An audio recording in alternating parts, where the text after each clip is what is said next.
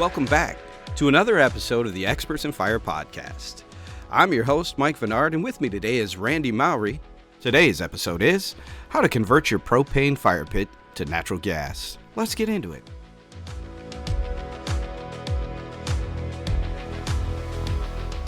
Hey, Randy, how you doing, brother? I'm doing fantastic, Mike. How are you today? I am pretty fantastic as well. I am going to explore the beauty of Michigan, and I'm heading out today. Nice. Beautiful. We're going to Traverse City, buddy. Have you been? Not in a while. It's definitely one of the trips that we'd like to try to make over the summer. I know it is beautiful. I mean, I've been there several times. It is awesome. And this is a perfect time to go for Michigan. Right? All the years that I've lived here, grew up here, all that stuff, we would go to the west side of the state, and we've never been to Traverse City. All the guys are laughing at me. They're like, oh, have you never been to Traverse City? I'm like, dude, we hit Baldwin and Ludington, and what else do I need? I've got Lake Michigan, I've got, but I'm here. I've been checking it out on the map, and everybody's been talking about, dude, you are going to have a blast up there. I'm excited, man. Yeah, you guys are going to have a blast. It's been so long that the only thing that I remember is the resort. I think it's the Grand Traverse Resort or something like that. That's where we stayed. That's like in the downtown area. But there is so much going on up there. It's just rebuilt. It's beautiful. I'm pumped. And what about you? You exploring Michigan at all this weekend? This weekend, we're going to explore Detroit again. So this weekend on Sunday is the big flower event at Eastern Market. Uh-huh. But it's their big flower ordeal. So, we go Saturday mornings to Eastern Market just to see all the vendors, fruits, vegetables, and plants, because that's this time of year to get all your plants and flowers. Right. But their big flower extravaganza is on Sunday. So we'll be going there this weekend. Okay. Awesome. All right, Randy. So today we are going to talk about how to convert your propane fire pit to natural gas. And I heard the episode title and thought, okay, this would hit a section of the market where somebody has a fire pit that they enjoyed, that they've had connected to a 20-pound tank or something of that nature. And they finally said, you know what, I want to keep this fire pit and put a patio in, so I might as well run the gas lines now, and they're converting to natural gas. Is that the thought here? Yeah, we don't get a lot of those calls, but we do get enough that I think this is a really good episode to talk about for sure. Just like you said, they may be calling us for like a conversion kit. So it's definitely something we want to chat a little bit about. Yeah, I agree, because my brain exploded with all the little things you need to know that most folks who are just out enjoying their fire pit are going to go, yeah, don't I just hook up the other gas line now? Or the call is they've already hooked it up and they're asking why it doesn't work. Right. This thing isn't doing anything I want it to. Right. That's funny. Well, let's start with the basics then. Can you convert an LP to NG on a fire pit? No, thank you for asking, because that is a great question. So the answer is yes and no, Mike. There again, it does fall back on the style of fire pit. So if I talk about some of our fire pits, even some of the fire pits that we offer, they can, and then some of them cannot. And it's basically, it falls back on the way that they're manufactured from the manufacturers themselves and the types of the burners and the components that they use to assemble the units that is making them unable to be converted. Yeah, I'm amazed as I work with our warehouse at when we bring product in, we have to bring in so much propane and so much natural gas. And there are a couple manufacturers out there who have worked themselves to a place where they've got some cool conversions now where you don't have to have one or the other. And we don't have to warehouse here. This is a pan burner and set up for natural gas. And then we have to warehouse another one that's set up for LP. Same things with the pits, right? There are conversions out there, but even though we're making advances, you're absolutely right. Just because I want to change the gas doesn't mean that I can change the gas, huh? Correct. Yeah. Unfortunately, if you just go onto the internet and search conversion kits, you're going to find a plethora of different conversion kits. That doesn't mean that they're going to fit any and every product. You know, if I think of like barbecue grills, for example, you're not going to order a conversion kit for one manufacturer of grill and expect it to work on the grill that you have. Right. So there is some information there that you have to, rely on from your manufacturer possibly. Might be calling them. When they call us, we can pretty quickly answer yes or no on whether that can be converted. And before we move along, we're talking about conversion kits. Is if somebody's fire pit cannot be converted, the nice thing is we may be able to do a full burner replacement for them, Mike. Right. As far as that part of it goes. Right. Yeah, I think the key is always, and you hear us say it all the time, keep your paperwork. Make sure you have your paperwork, because you never know when you're going to want. And I get it. I mean, I talked about this before. We just redid our kitchen a year or so ago, and we literally designed a certain section of the kitchen that has a drawer for all of that paperwork. Right? Because my wife, we have a file cabinet where it all goes, and she was just sick of it all being in there. So we have a drawer, quick, easy access for all our appliances in the kitchen, for right there, because that is going to be spelled out in that paperwork. And more for our pros out there, when you get this call, because you're probably the one getting this call to say, hey, I want to put a gas line in. Can you do it? Yeah, I can come out and, quote it, whatever. And then they say, I want to keep that fire pit. Just grab the paperwork, guys. Give us a call. The paperwork will tell you whether it can or can't. If it can, you're going to need to work with wherever they bought it from. But if it can't, we can probably help you out from there and get you taken care of.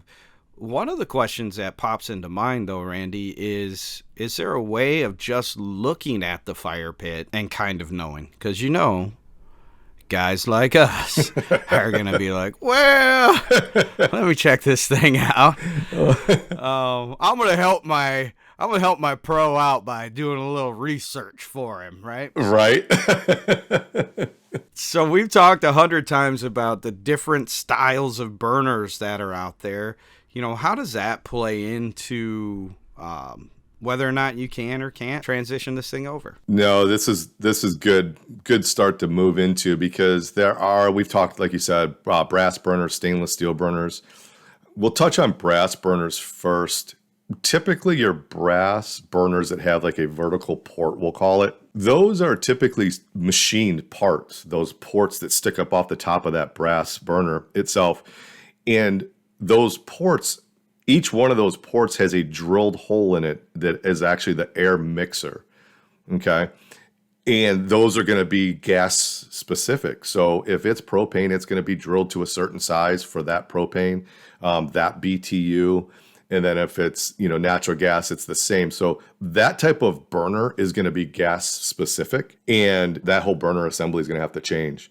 It's not just a matter of changing one single component. That whole burner will have to be replaced. You can't just twist off the ports and then replace the ports. Stainless steel, on the other hand, the stainless steel burners, your standard burners that just have drilled holes in them, that's going to have, Mike, for propane, it's going to actually have a threaded, what they call air fuel mixer that's on the underside that threads into the bottom of that burner. Now, depending on the manufacturer, and this is where we want to make sure that our clients, they can send us pictures, of course, but we also want, ideally, if we can know who the manufacturer is, things of that nature, who the fire pit is, that air fuel mixer on the underside of it, that might be the simple removing that, and then the gas contractor coming in and just hard piping it right to the pipe. But there's some other questions that have to be, asked, going into that, as far as like the ignition type, and there's some other types of things that we want to get into there, Mike, on that part of it. Yeah, I think, as soon as we start talking about this, folks need to understand that when it comes to having fire, you need three parts, right? You need oxygen, you need air, you need fuel, and you need heat. Those are the three things our friends at the NFI teach us. They drill it into our heads, and those three come with, shall I say, ratios. Natural gas has different properties than liquid propane does. So one needs more oxygen, one needs less oxygen. So when you think, man, it's just a tube, and Randy, I go back to the discussions we've had about watching the DIY channel sometimes. Right. And hey, you can just take this black pipe and drill holes in it and fire. I'm like, yeah, when I was 12, that was awesome. Right. But now that I know, that's not so awesome. That is the valuable part of understanding propane is different than natural gas. It just has different properties. So each one of the manufacturers sets up, like you mentioned with the brass burners, they drill a different size hole so that the oxygen will mix properly and give you a good flame. Correct. So all of those things need to be considered when you're walking through this process. So you can't just look at it, guys. Now I'm talking to the Mikes and the Randys out there. You can't just look at it and go, it's got holes, it's got gas pressure, we can make fire. Exactly. You have fire-related questions, and we have answers.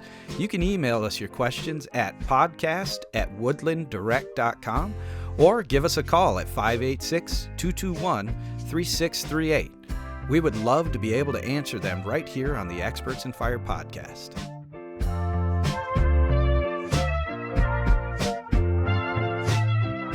Just to kind of put it out there, most of the fire pits that are using like a 20-pound propane tank and folks are transitioning, a lot of those burners, if they're just stock units, those things could be sitting at 65 maybe to 80,000 BTUs. It really depends there. Again, you want to reference the manufacturer of your fire pit. Right. Even if you don't have the manual, maybe Google the manufacturer and find out what burner was in it, give them a call.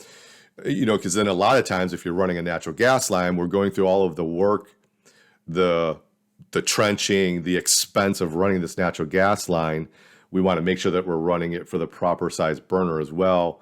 So there's definitely some other things at play there as far as making this transition to propane to natural gas. Yeah, that's another great thought, because pressures are going to be completely different coming from a propane tank versus a natural gas line. That's really good stuff. You mentioned just a minute ago ignition systems, and that's important to think through as well. What type of ignition system do you have? And will it allow you to convert? And, most people think about, it just lights it, right? It's kind of like it's the thing that puts the flame in, but the gas and the pressure actually runs through the ignition system's box in many situations, depending on what it is. Is that right, Randy? Correct. Absolutely. So, the first one is match light, which is the simplest of all of the types of ignitions where you're just turning your little key valve that's maybe on the side of your fire pit and you're lighting it with a barbecue lighter or a match. When you start to get into something like a push button, battery operated ignition system that has what's called like a flame sense on it, meaning that if for some reason that burner goes out, it shuts the gas supply off to it. That may have an orifice inside of that little ignition box that has to be replaced as well. So not only are you looking to replace maybe an air fuel mixer that's up underneath the burner, but there might be this propane pilot orifice that needs to be changed. So, and then that goes the same with the electronic ignition, something that has like 110 volts, 12 volt, no matter where it's at. There's the pilot assemblies, their pilot orifice. So it may not just be as simple as transitioning into gas. And there again, I know I stress this a lot, but we want to go back to the manufacturer because they're going to have to replace those parts. We want to make sure that it's just not, if it comes from us, obviously we're going to know what needs to be replaced. If it doesn't come from us and we're trying to assist the client, the more information we can get, the better to be able to help them. Because if we can't supply the parts needed to do a conversion, maybe we can guide them to at least kind of get them in the right direction of where to go, at least to get the information that they need to make that transition, Mike. Yeah, that's great information there. And, when we were talking about this episode, Randy, you brought up a good example of how transitioning a gas stove would work in your kitchen. Yeah, absolutely. Yeah. Just think of you're running natural gas to your home and you've been running on propane. Each stove is going to have a conversion kit of orifices that have to be changed for every burner. So if you have a 5-burner unit plus your oven, then you've got 6 orifices that have to be changed with inside of that stove, for example. And it's similar to a fire pit. You know, if you have an electronic ignition system, for example, you might have 2, 3 items that have to be replaced on that one ignition system to be able to go from propane to natural gas. And that's not something you're just going to order offline. These are manufacturer specific parts that have to fit, Right. just like your stove. Yeah, that's what I was thinking. If you have an LG stove, then you're going to get the LG kit to make sure that it works, right? Or a Samsung or whatever. Exactly. Yep. Exactly. Yeah, you're not buying one manufacturer of component. Oh, I found this orifice kit because my stove doesn't have one from this manufacturer, and then try to put it into your LG stove. It doesn't work like that. Everything is manufacturer specific when it comes to those. That's good information right there. The last note that we had to share with our audience out there is ventilation. Talk to us about ventilation when it comes to switching from LP to natural gas. What's nice about going from LP to natural gas is on a propane fire pit, if it's manufacturer built, it is going to be built with the adequate air ventilation, which is typically going to be like 18 square inches on opposing sides or a total of 36-inch square inches. Just because propane is, the fuel source itself is heavier than air, so it sinks and pools, and that's why you have those minimums for propane. So if it gets below the burner, it has cross ventilation to escape out of it. When you go to natural gas is lighter than air. So from like a safety aspect between the two, it obviously is safer because natural gas rises. But you still want to make sure that you have ventilation, and we still always use that 18 square inches of cross ventilation in a fire feature, because if somebody is using matchlight, we don't know how much media somebody has. You know, they might be smothering the gas, Mike, and even though natural gas is lighter than air, Yeah, you could still get some natural gas trapped in there. And, and you don't want that. You want to be able to have this ventilation in your fire pit so that it moves air, especially if this thing's unattended, match light. You have adult kids using it and they're not paying attention. They're having a couple cocktails. You want to make sure that there's all this air for gas to get away from it for safety. Ventilation is all about safety, Mike. So it really doesn't matter, if it's propane or natural gas. Yeah. We want ventilation. And the tough part is, and I know for our pros listening out there, the tough part about it is this isn't for looks. We deal with a lot of designers who just go, no, I don't want that in my, no, this isn't a question of do you or do you not want it.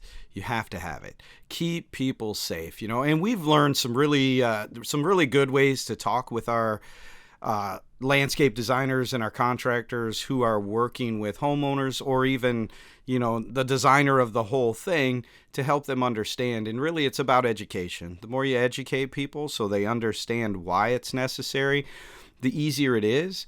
But then you get creative minds who are going, well, if I have to have this, hold on. Let me create something that's going to look sweet, right? Now, sorry, landscape architects, that can be a pain in the butt for you guys, but yeah, that's the way it typically goes. Yeah, Mike, and it's always easier on the front end of a job to do your vents. I'm going to give you an example that I am working through right now with a pool contractor that they think of a poured concrete basement wall, and it's all formed up. They essentially poured the walls for an area for this fire pit that is at the edge of a pool. And when I received the images for a 120-inch system, there was no vents in the poured wall, of course. So now they have to decide from the aesthetic standpoint of the finished design at what level and where, and now they have to saw cut 4-inch thick concrete wall into the cavity that was for the fire pit burner assembly for the pool. Oh my. So that we have airflow. So yes, we can't stress enough on like the ventilation part of it. We know what would happen if air got trapped inside the cavity without a vent. Yep.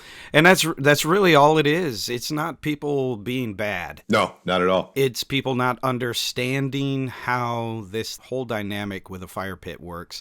And it's a little bit of the Wild West out there, and we hope we're helping bring some clarity on the why behind things, because that's what we do. And Randy, I'm looking at our list here. Was there anything else that you wanted to add to how to convert your propane fire pit to natural gas. The only thing that I would like to add is please maybe stay off of the internets and give us a call so we can answer those questions for you so you don't get yourself in a safety issue.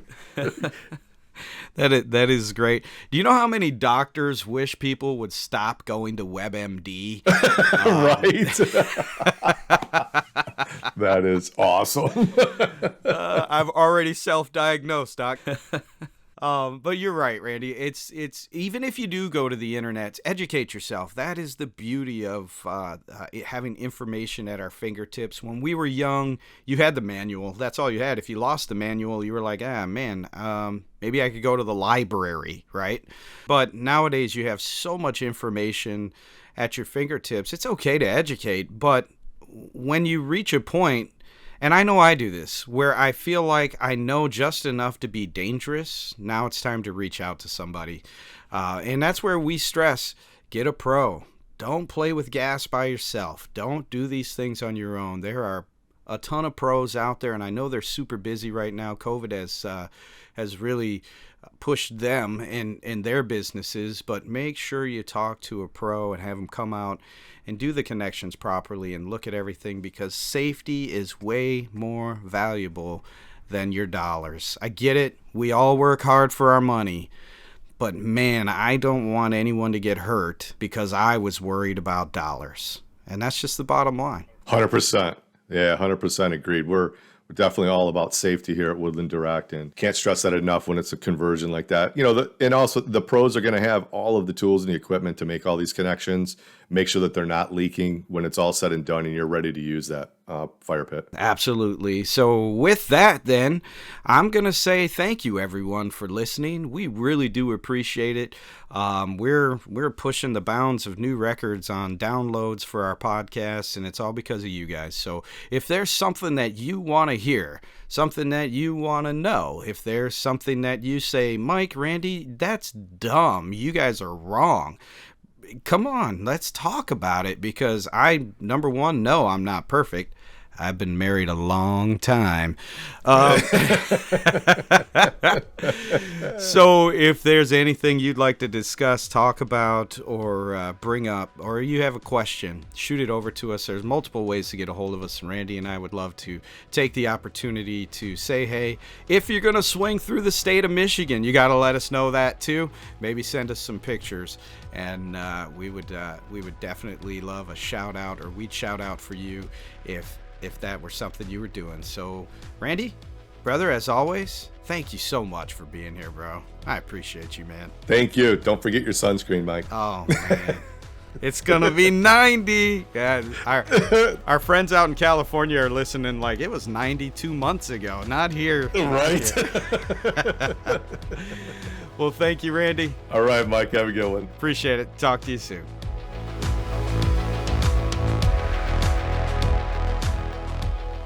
Join us next time for how to maintain and protect an outdoor fireplace. We'll see you then.